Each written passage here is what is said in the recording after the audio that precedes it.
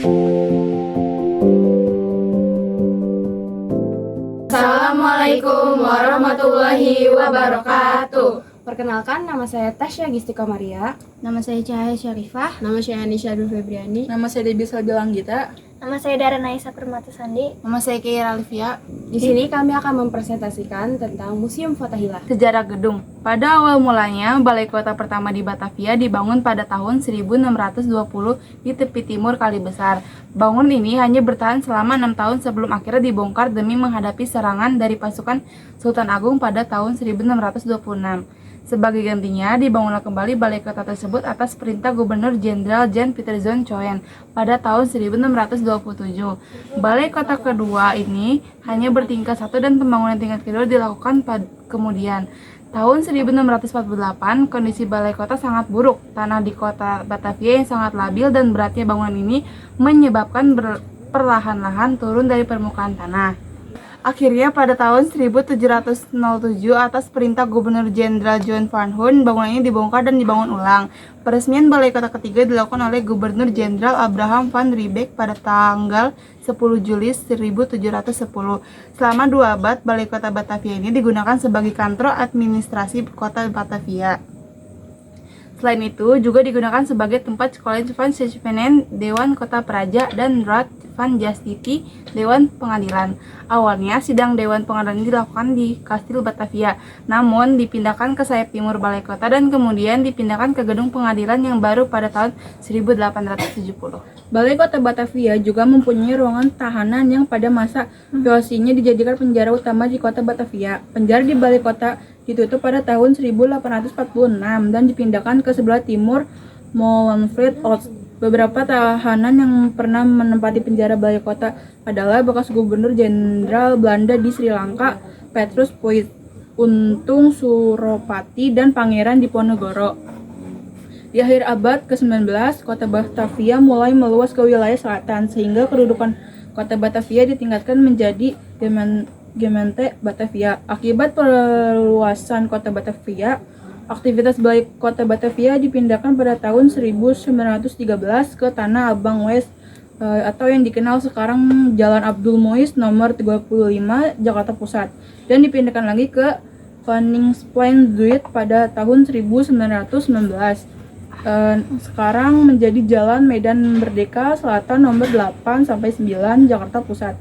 Sampai saat ini, bekas bangunan balai kota kemudian dijadikan kantor pemerintahan Jawa Barat sampai tahun 1942.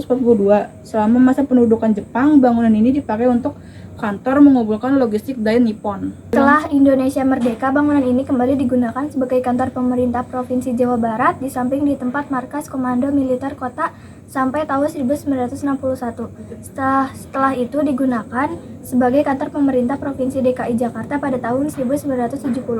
Bangunan bekas Balai Kota Batavia ini ditetapkan sebagai bangunan cagar budaya. Setelah itu Gubernur DKI Jakarta pada masa itu Ali Sadikin merenovasi seluruh bangunan ini dan diresmikan pada tanggal 30 Maret 1974 sebagai Museum Sejarah Jakarta. Pada tahun 1973, Pemda DKI Jakarta memfungsikan kembali taman tersebut dengan memberi nama baru yaitu Taman Fathahillah untuk mengenang Panglima Fathahillah, pendiri kota Jayakarta. Sejarah museum, pada tahun 1937, Yayasan Oud Batavia mengajukan rencana untuk mendirikan sebuah museum mengenai sejarah Batavia. Yayasan tersebut kemudian membeli gudang perusahaan Geowehry & Co. yang terletak di sebelah timur Kali Besar, tepatnya di Jalan Pintu Besar Utara nomor 27. Kini, museum wayang dan membangunnya kembali sebagai Museum Oud Batavia. Museum Batavia lama ini dibuka untuk umum pada tahun 1939. Pada masa kemerdekaan, museum ini berubah menjadi Museum di Jakarta Lama di bawah naungan LKI, Lembaga Kebudayaan Indonesia. Dan selanjutnya pada tahun 1998, Museum di Jakarta Lama diserahkan kepada Pemda DKI Jakarta. Gubernur DKI Jakarta pada saat itu Ali Sadikin kemudian meresmikan gedung ini menjadi Museum Sejarah Jakarta pada tanggal 30 Maret 1974. Untuk meningkatkan kinerja dan penampilannya, Museum Sejarah Jakarta sejak tahun 1999 bertekad menjadi museum ini bukan sekedar tempat untuk merawat, memamerkan benda yang berasal dari periode Batavia, tetapi juga harus bisa menjadi tempat bagi semua orang, baik bangsa Indonesia maupun asing, anak-anak, orang dewasa, bahkan bagi penyandang disabilitas untuk menambah pengetahuan dan pengalaman serta dapat dinikmati sebagai tempat rekreasi.